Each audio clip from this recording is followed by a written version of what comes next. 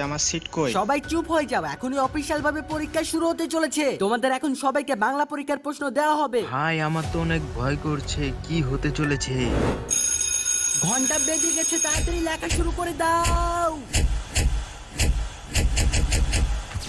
তোমাদের সবাইকে আবারও ওয়েলকাম বাংলা পরীক্ষায়। এই পরীক্ষাতে তোমাদের 30 সেকেন্ডের মধ্যে এই তিনটি ভয়ানক বাধা পেরিয়ে যেতে হবে, আর এই বড় ওয়ালটা বন্ধ হয়ে যাবার আগে। আর হ্যাঁ, মনে রাখবে যারা এটি পারবে না তারা এই পরীক্ষায় ফেল হয়ে যাবে ও 1000 ডায়মন্ড হারাবে। ঠিক আছে, তাহলে শুরু করা যাক। 3, 2, 1 গো।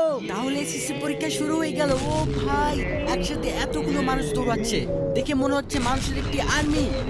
দৌড়াও দৌড়াও, 1000 ডায়মন্ড জিততে হলে দৌড়াও। এটা পুরোই অসাধারণ। আর মাত্র 18 সেকেন্ড বাকি আছে, যারা পারবে না তারা কিন্তু ফেল হয়ে যাবে। ওহো, ওই দেখো সবার আগে আছে। আরে আরে দেখো দেখো, দরজাটা তো বন্ধ হয়ে যাচ্ছে। তোমাদের দরজাটি বন্ধ হওয়ার আগেই চলে যেতে হবে, তাহলে তুমি পাস করতে পারবে। আর পাস করলে তুমি বাকি পরীক্ষাগুলো দিয়ে 1000 ডায়মন্ড জিততে পারবে। পরীক্ষার সময় কিন্তু প্রায় শেষ, একজন বাদে বাংলা পরীক্ষায় সবাই পাস করে গেছে।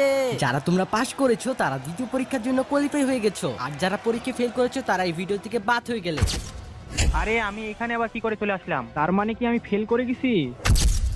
এই মাত্র শেষ হলো বাংলা পরীক্ষা, আর এখন শুরু হতে যাচ্ছে ইংরেজি। কিন্তু এটা শুধু শুরু, এই ভিডিওতে আরো অনেক কিছু দেখার বাকি আছে। আর সবগুলো পরীক্ষা শেষে এসএসসি পরীক্ষার রেজাল্ট অনুষ্ঠান শুরু হবে, যেখানে শুধু তোমরা না, তোমাদের মা বাবারাও আসবে তোমাদের রেজাল্ট দেখতে। আর যারা ফেল করবে তাদের এই রাব্বি, বল তুই কেন ফেল করলি? বল, আমি এখন তোকে কত কিনে দেবো? তাই সবকিছু মিস করতে না চাইলে একটা সেকেন্ডও স্কিপ করো না, ভিডিওটা একদম শেষ পর্যন্ত দেখো। তো এই পরীক্ষায় তোমাদের কাছে রয়েছে দুটি চকচকে গাড়ি, আর এখন তোমরা দুই ভাগে ভাগ হয়ে যাও। হ্যাঁ, এখন এই গাড়ি তোমাদের, হ্যাঁ তোমাদেরও। কিন্তু একটু দাঁড়াও, কারণ এখন থেকে এই গাড়ি দুটো ধ্বংস করার সব রকম চেষ্টা আমি করব। আর তোমাদের দুই টিমকে তোমাদের দেওয়া গাড়িগুলোকে বাঁচাতে হবে, যেমন এই মিসাইলগুলোর হাত থেকে, ভয়ানক গ্রেনেডের হাত থেকে। তোমাদের সবার কাছে 10 মিনিট সময় আছে এই গাড়িগুলোকে বাঁচানোর জন্য। তোমাদের সময় শুরু হয়ে গেল, গুড লাক। ওয়াও, এত সুন্দর গাড়িটা আমাদের। হ্যাঁ, কিন্তু এই গাড়িটাকে আমাদের এখন প্রস্তুত করতে হবে। দেখো বয়েস, আর মাত্র 10 মিনিট পর এই গাড়ির উপর বোম ফেলা হবে।